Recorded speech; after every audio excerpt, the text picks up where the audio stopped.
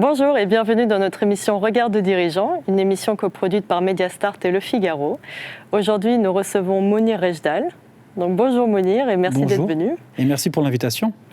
Donc vous avez fondé une société, donc une agence immobilière basée à Dubaï. Et donc ma première question, ce serait qui achète aujourd'hui à Dubaï ? Alors aujourd'hui, Dubaï, c'est plus de 180 nationalités, avec des personnes qui viennent de partout autour du monde, que ce soit des investisseurs ou des personnes qui viennent tout simplement s'installer.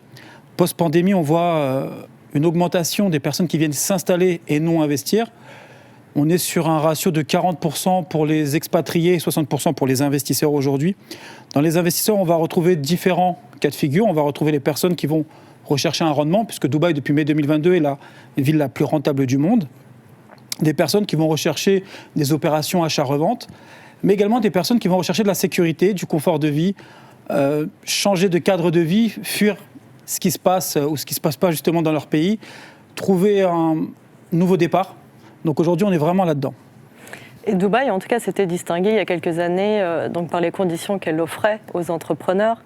Qu'est-ce qu'il en est aujourd'hui au niveau que ce soit de la fiscalité ou même pour l'obtention d'un crédit ? Alors, pour l'obtention d'un crédit, il faut savoir qu'en tant que non-résident, il est possible aujourd'hui d'avoir un crédit à hauteur de 50%. C'est-à-dire qu'il va falloir avancer une trésorerie de 50%. En tant que résident, on pourra avoir 80% de financement par les banques, mais bien sûr, il faut justifier de certains documents. Mais l'opération la plus utilisée à Dubaï, et c'est pour ça que les investisseurs se déplacent en masse aujourd'hui, c'est ce qu'on appelle le plan de paiement. C'est-à-dire que le promoteur va vous faciliter l'acquisition d'un bien à travers un plan de paiement qui va s'étaler sur plusieurs années. Donc, pas besoin de passer par la banque. On a envie d'acheter un bien, on va voir un promoteur, alors une agence immobilière qui va vous conseiller un bien, mais par le promoteur, en versant 20% d'apport. Donc on appelle ça le down payment, c'est le premier apport, le premier acompte. Et ensuite, vous allez avoir une échéance qui va s'étaler sur 3 jusqu'à 8 ans.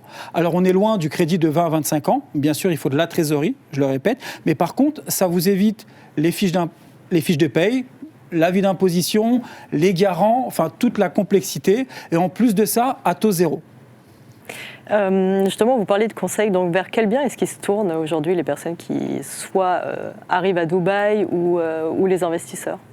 Alors les investisseurs se tournent beaucoup sur ce type de produit pour avoir des rendements assez intéressants, puisqu'elles vont payer une partie pendant la construction, donc pendant 3 ans généralement, et vont avoir encore une partie à payer 2, 3, 4 ans après la remise des clés, ce qui va permettre un amortissement des locataires.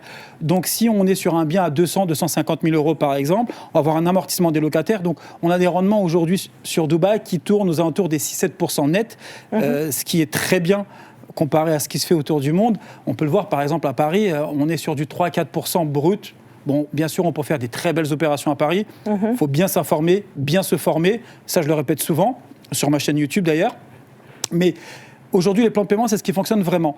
La deuxième chose, ça va être trouver des endroits stratégiques et trouver des promoteurs qui sont à la demande. Aujourd'hui, Dubaï, c'est des lancements, mais surtout des ventes avant le lancement.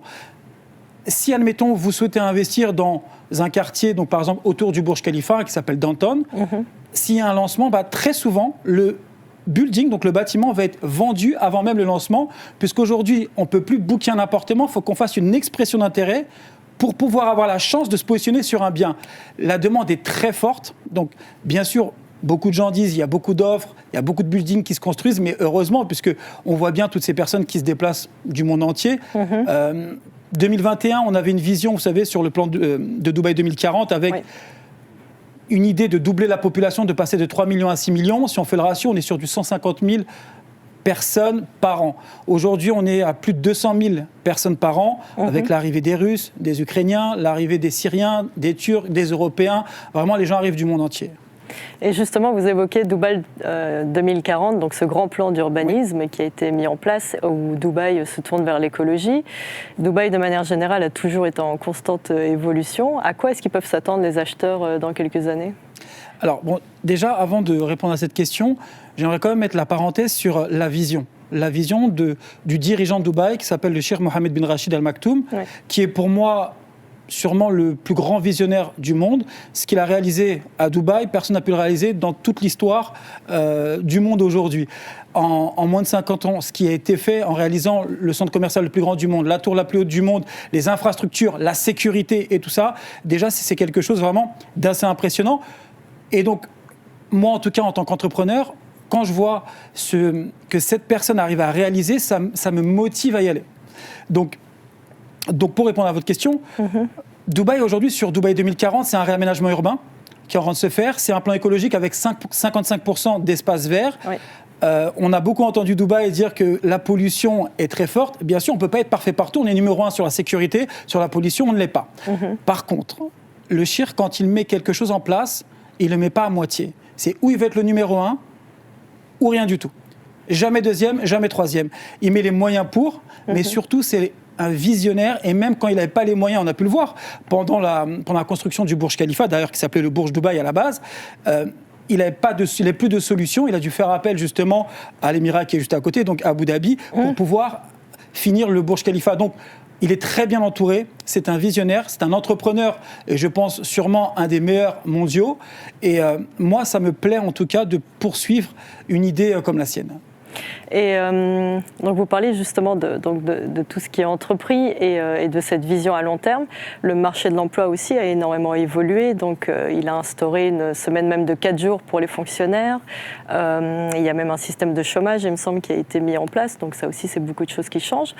Donc comment est modelé maintenant le marché de l'emploi ? En fait, Dubaï a toujours autant attiré les personnes qui viennent travailler, donc des employés, que des entrepreneurs. Donc qui vient à Dubaï aujourd'hui et pourquoi en fait ? Alors aujourd'hui, on a un petit peu de tout. C'est-à-dire qu'on va autant retrouver des entrepreneurs, des personnes qui viennent monter tout type de société. Les opportunités sont énormes à Dubaï et c'est ça qu'on aime, en tout cas en tant qu'entrepreneur. Et en tant qu'employé aussi, puisque vous savez, ce qui augmente la valeur d'un pays, c'est les compétences. Aujourd'hui, on fait en sorte, en tout cas, d'avoir les personnes les plus compétentes dans chaque domaine, d'accord ? Donc, on peut le voir avec la médecine. Aujourd'hui, les hôpitaux à Dubaï, on va retrouver certains des plus grands chirurgiens, médecins du monde. Dans l'éducation, certaines des plus grandes écoles à Dubaï également. Et sur chaque secteur, ça va être exactement la même chose. Donc, là, bien sûr, on parle des grandes choses, mais on peut parler d'autres choses, du marketing par exemple. On a beaucoup de gens qui arrivent faire du marketing, du e-commerce. Oui. Il y avait la Media City, je pense. Voilà, exactement. On a des personnes comme moi. Regardez, moi je suis entrepreneur, j'ai une agence immobilière aujourd'hui qui s'appelle DRN, qui compte une 30aine de collaborateurs. J'ai dû employer donc une RH, tout simplement, parce qu'au début, je n'avais pas commencé avec une RH. Au début, j'avais 5-10 personnes. Bon, je suis monté à plus de 30 personnes, donc forcément, il faut des ressources humaines. J'ai 4 personnes qui s'occupent de mon marketing. J'ai une personne qui va s'occuper de toute la partie administrative, une personne au service client. Donc, des personnes, il en faut. Et pour une agence comme la mienne qui target, donc qui va cibler essentiellement les Français, il va falloir qu'on trouve des francophones. Donc, pour ça, il va falloir qu'on ait recherché. Et à Dubaï, bon, bien sûr, on a des personnes compétentes, mais très souvent, on va devoir également lancer sur LinkedIn des offres d'emploi pour trouver des personnes encore plus compétentes. Et une personne aujourd'hui qui va atterrir à Dubaï ne peut pas arriver avec un salaire à 1 500 € ou 2 000 €, mais va devoir avoir, par rapport au système de vie, par rapport au loyer, par rapport à la nourriture, etc., va devoir avoir un confort de vie un peu plus intéressant. Donc nous, aussi en tant qu'employeur, on va devoir généralement tourner les salaires aux alentours des 3 000 à 4 000 €.